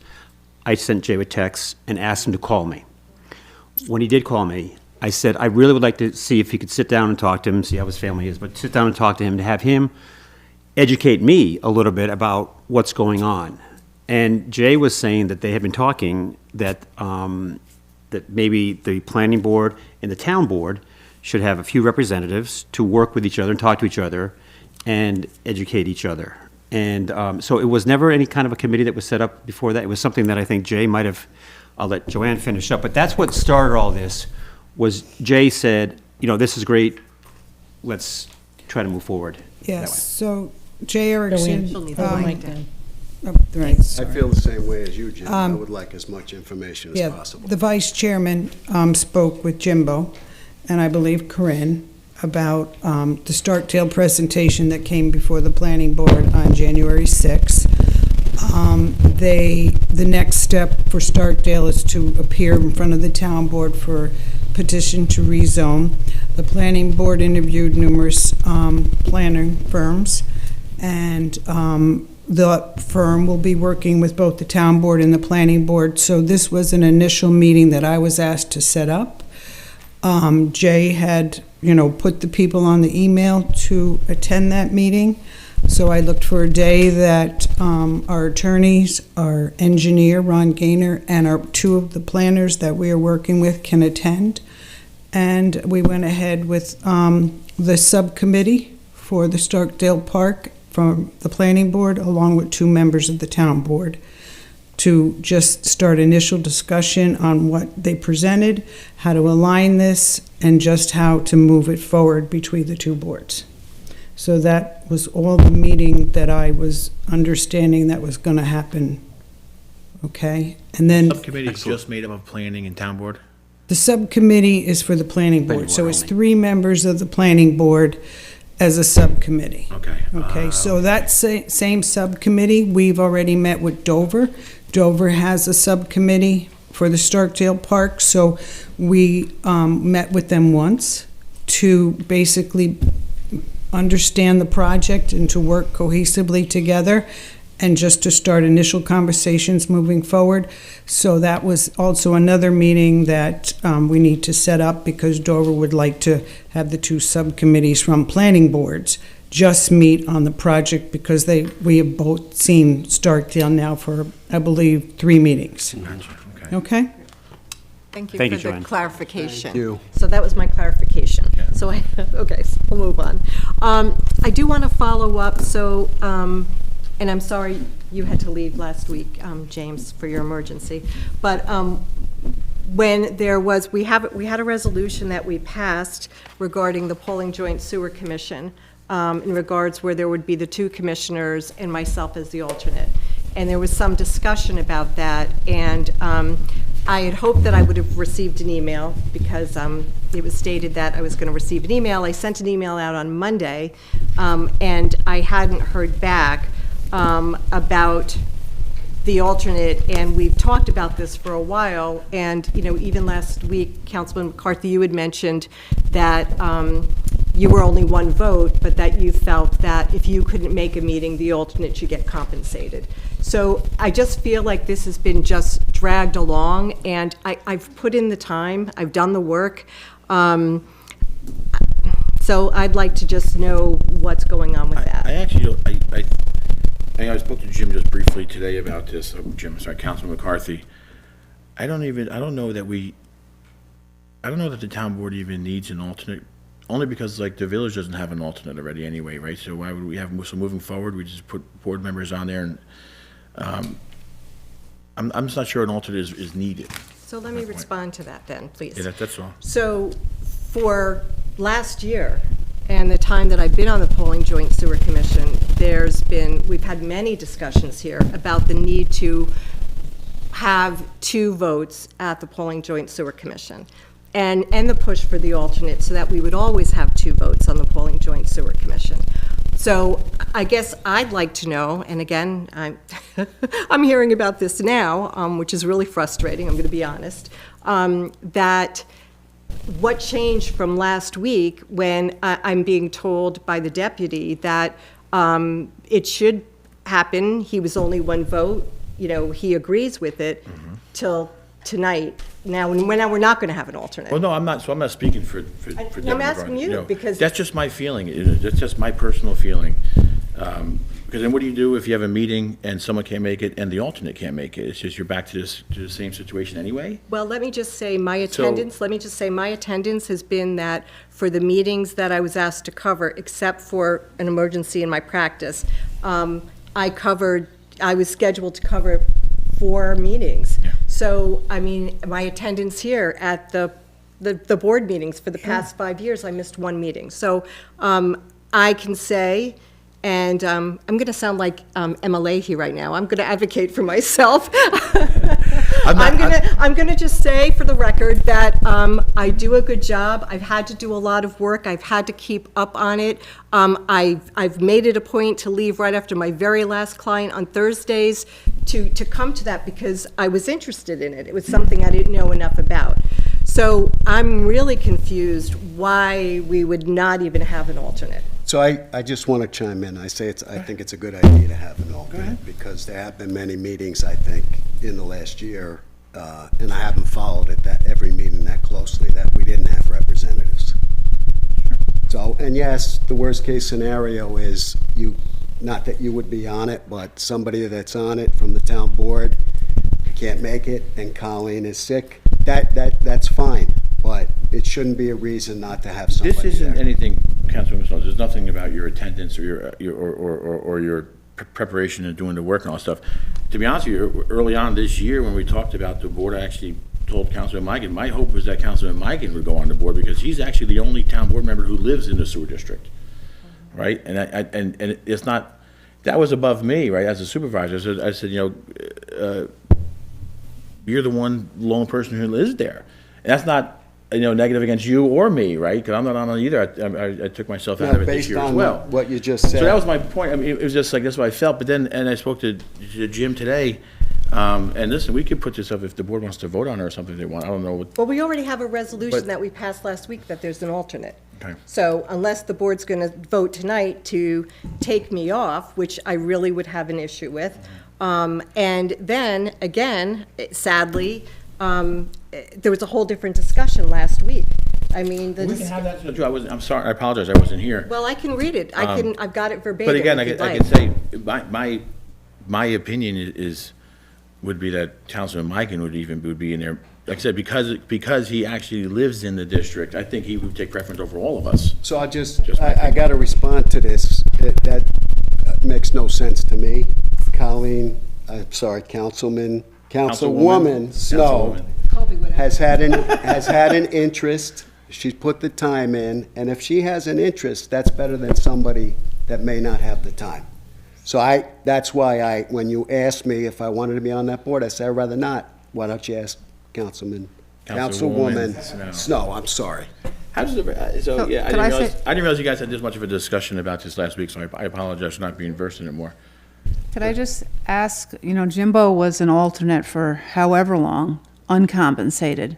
So why is this conversation, and listen, I mean, it's a conversation to have, someone. Sure. So it's come up because of, quite frankly, the lack of the attendance on those from the town, from the sewer commission. And it was, I was only appointed in September, but I was asked to cover September, October, November, and December. So that's 4 months in 4 months. Again, as I mentioned last week, Christine Brown does the attendance, and the town's attendance, I'm going to be honest, it wasn't great. It wasn't great. So the fact of the matter is that maybe in the past it was better attendance, but there was certainly a lack of attendance. And again, there's been talk of it, and I know you've just joined it, Corinne, but you'll see, it's a lot of work. It's just all of the work, and even the attorney from the Pawling Joint Sewer Commission spoke at one of the meetings about the importance of the alternate understanding and following everything that's going on. It's not just covering for one meeting, and just coming in and not having to do the work. It's a lot of work. So there's like two parts here, though. So we're talking about, It is one, two having an parts. alternate, and then two, paying an alternate, right? Correct. So that's, or, We've had these conversations before regarding the zoning board, regarding the planning board. I think the conversations have fallen off since I was away over the summertime, which we can revisit those again. Those alternates that we had planned for and discussed, they were going to be compensated. Yes, and I agree they should. correct. The difference here, Councilwoman Pitt, is that the town would then have this position, which would have to be funded, and it's a polling joint sewer district, and the other part of the sewer district doesn't have to fund an alternate. So that's gonna be the difference you run into, is that it's not like a planning or zoning board where you're all the same. This is a joint district where there's not an alternate being funded from the village side, but there's only an alternate being funded from the town side. And if no, and if you had a perfect year and there was no hiccups and there was no attendance issues, and the town, the two appointees made every meeting, you'd be funding this alternate for the entire year who actually never had to appear at one meeting or vote at one meeting. I would No, no, imagine no, that the that's not what- alternate gets paid when they sit in for a meeting. Correct, and that's what was stated last week by Oh, only Councilman when they- McCarthy, Only so. when they sit in, not When- funded as a Oh, regular. yes, no. It was that if, let's just say, either one of the commissioners okay. couldn't make it, Sure. I would get called, texted, just emailed to say, can you please cover the meeting?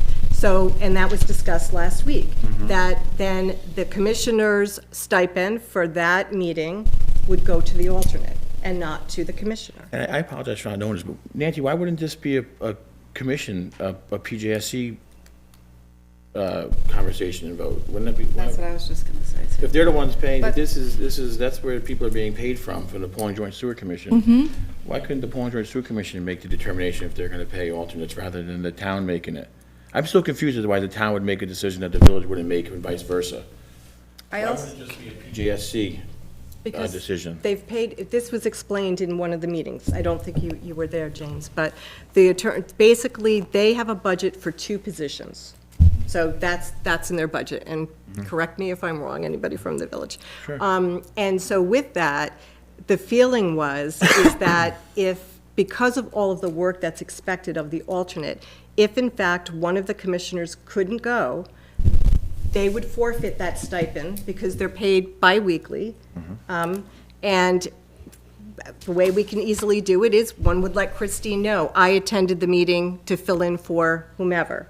And then the commissioner's stipend would not occur for that meeting. so how I envision it working out is what we had discussed with the planning and zoning, is that it was, if somebody had missed a meeting, there was no conversation of, okay, you're gonna subtract this person's salary for that meeting and plug in the alternate salary, because no matter what, everybody has to be equally prepared for that meeting. Even if you happen to miss that meeting due to an emergency or last minute whatever, or something's going on, you have to be equally prepared for those conversations happening in that meeting to flow into the next meeting. So I think you'd have to fund it like a regular position, though, because to Councilwoman Snow's point, you could do all the work all month long up until an hour before the meeting and have an emergency and not make it, and then you're not getting paid, even though for the last 30 days, you've done all the preparation Well, that's what I to be was there. just saying. So rather than paying for the meeting, maybe you just fund this position completely, right? Maybe you just say no. this alternate gets paid. You get paid per meeting, right? Right. If, let's say if I'm out, I have an emergency, or I'm stuck at work. I've done all the work for that month, right? And correspondences, this, that, and the other thing. Whoever that may be that misses the meeting, you're still collecting that payment, but Colleen's sitting in, and whoever the alternate is, she sits in, okay, and then she gets the prorated fee for that meeting. Can I just, So the person that misses doesn't get docked? I don't see how you would do that. I don't see how you could, because my point is, like, I'm not arguing with getting paid. I'm trying to understand how you take it away from the other person, Councilwoman. So I'm saying is, I'm how do you just determine stating the what was number? discussed last Yeah, no, week. this is a good conversation. I'm saying, how do you determine what that pay is at that meeting time? Because I guess you're doing the work all month long, too. Maybe you just find a way to fund the position. the issue, though, is there's already been a budget that we have to vote on hopefully next month. Yes. Yeah, that too. The issue is, and I think I got this right, is that the budget is what it is. The budget's set for 7 members. The only way that we can compensate Councilwoman Snow is by subtracting it from Correct. You can myself make or Corinne. Well, you can make You a budget, can't, you right? You can't can pay, make a- you can't, we can't, because it's not. Couldn't you make if- it budget neutral and lower everyone's salaries to fund one more alternate position? But that's a whole, that's the joint sewer, as you know, that's the commission to decide that, not the town board. All we can control is the two of us, the two understand. full-time members. Now, I know Nancy checked into this a little earlier, but maybe I'm still confused. Did we ever physically approve an alternate for the IMA for the joint sewer? I know we talked about it. The IMA says the supervisor may appoint an alternate, but it's with the understanding that there would only ever be 2 votes at any meeting. Correct, okay. Right. So, but the thing is we, I hate to be, we probably should just talk about this one more time and have a resolution set for February. I think we're both going to be able to make February's meeting and decide, does the board want to compensate Councilwoman Snow if we decide to do that? Now, you said that you were going to get back to us, and obviously, the way you're speaking now, it sounds like you do want to do the position, because you voted no on the resolution last week. I voted no for the appointment, because again. But that means that you voted no to appoint yourself. No, that didn't mean that, because I was very clear. You voted no on the. I voted no, but I on the voted no resolution to the to appointment. I voted no to the appointment. Of me and Corinne? Yes. Can I'm just sorry, I have to interrupt because it's important. It really isn't a vote of the board of who is the commissioner or the alternate. It's the supervisor's appointment. Right, and what I'm just going back to last week, there was a resolution, it got passed by the board. I'm just trying to understand now why, from last week to now, there all of a sudden would not be an alternate.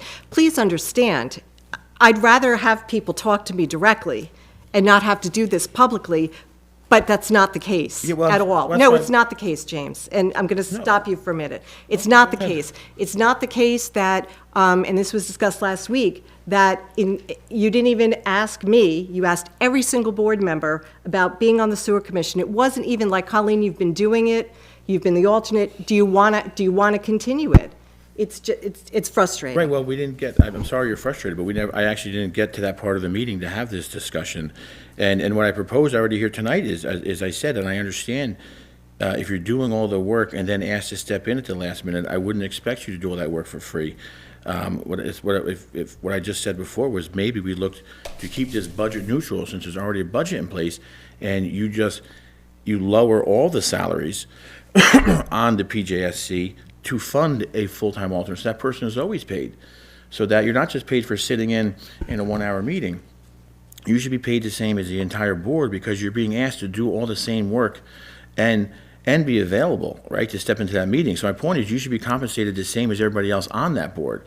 But that would need to be a budget neutral situation, right? So the only way to make it budget neutral would be to adjust all the salaries on that commission to fund one more full-time alternate position.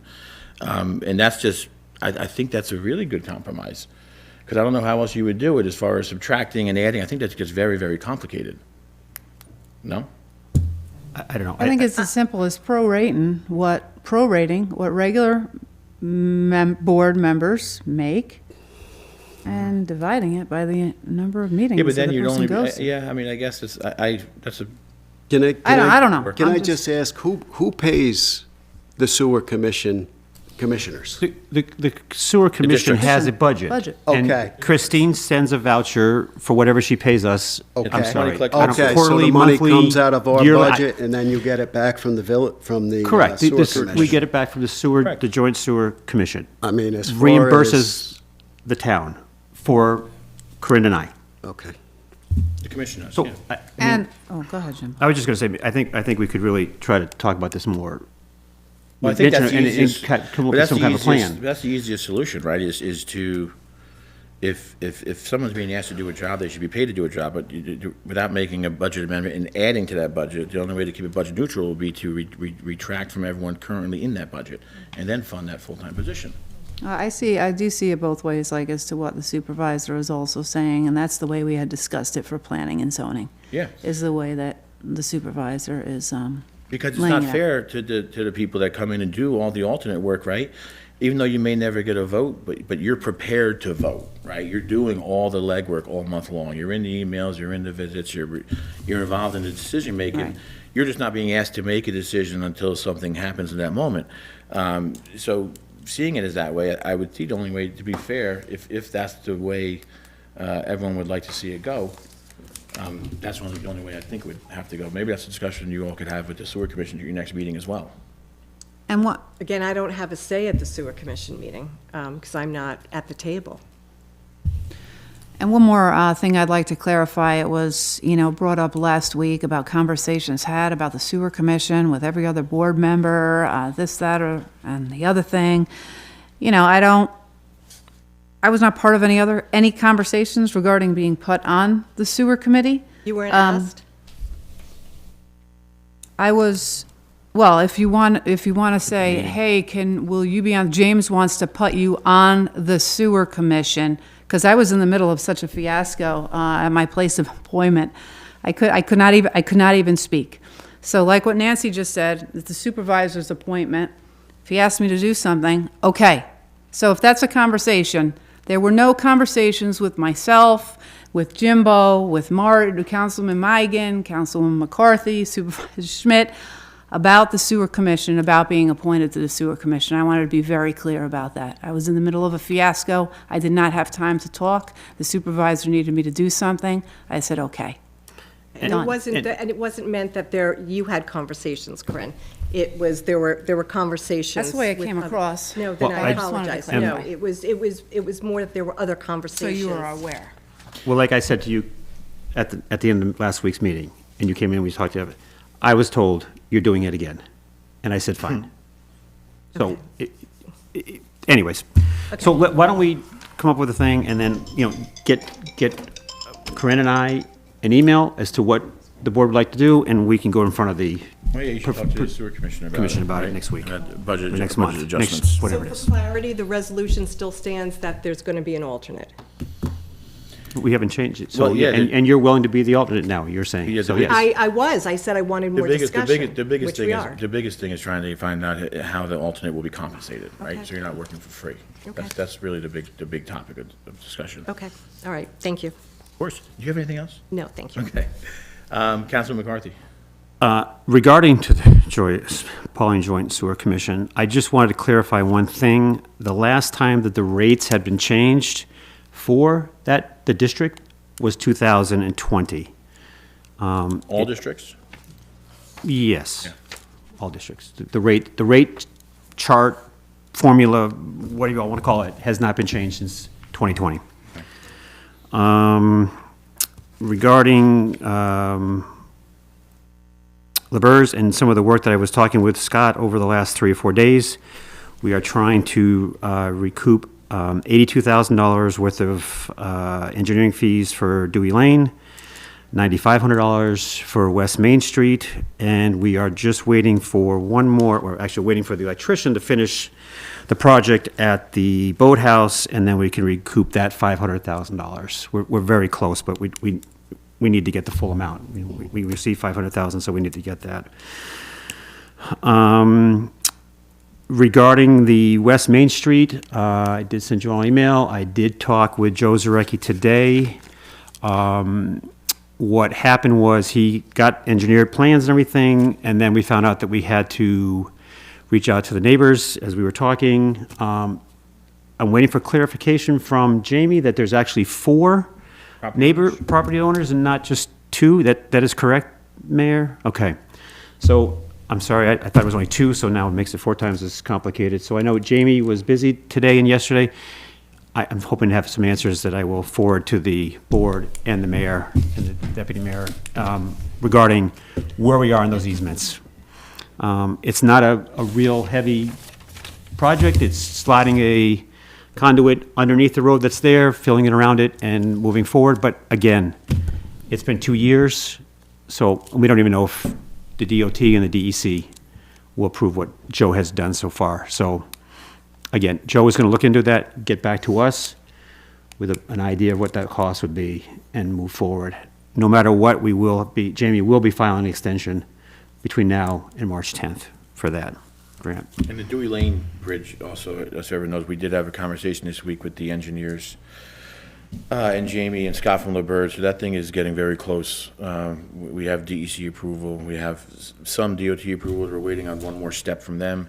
But that project is getting close, and I believe they said May, was their target? Was it April or May? April to go out to bid? Yeah, April to put the construction drawings out to bid. So I'm gonna have those construction drawings printed out to scale, so we'll have them here in the office for anyone to take a look at, to see what they're proposing and what's being approved. But it's great to see that project finally getting there. There's been a lot of holdups. Unfortunately, there's so much red tape when you're dealing with property owners and easements and setbacks that are required now that weren't required when the original structures were built, and then you involve a wetland, and it's been since 2018 is when we were awarded that funding from former Senator Murphy. So we're lucky that it's still in place. It is there. We have had conversations with the state about it, so we're not we're not going to lose it. We did have the conversation recently because DOT was like, hey, we want to see these funds get used up, and we had a comment back, well, the last 8 months it's been sitting on your desk. You're giving us a deadline, but it's in-house right now. So it is it's very close to getting done. I know that road's been closed, I want to say 2014. Bobby, I know it was long before you and I and everyone on this board was there. It's been closed an awfully long time. But it is right there at the finish line. So we're excited to see that get done. I know I spoke with Ed Hauser about it, and I speak to neighbors on the hill all the time on the North Quaker Hill side, how much of an inconvenience it is to go around, but even for first responders and the school buses and things of that nature, right, to have to go around. So it is right there at the finish line, thank goodness. So we're looking forward to getting those drawings out to bid and to award that project. Councilman McCarthy, anything else? The last thing, I want to congratulate and wish all the new officers for the Pawling Fire Department. They all got sworn in Monday night. And I'd like to congratulate Chief White for starting his 14th year as chief for us. So we're very lucky to have the fire department that we all have. That's all I have. Councilwoman Pitt. Yes, just one thing. Yesterday, we heard from the state DOT. I'll forward this correspondence to the full board later on this evening or early tomorrow morning regarding our speed study, the townwide speed study request that did not cost anything to the town of Pawling because we went through New York State DOT. The speed limit on town roads in the town of Pawling is now 30 miles per hour per their speed study.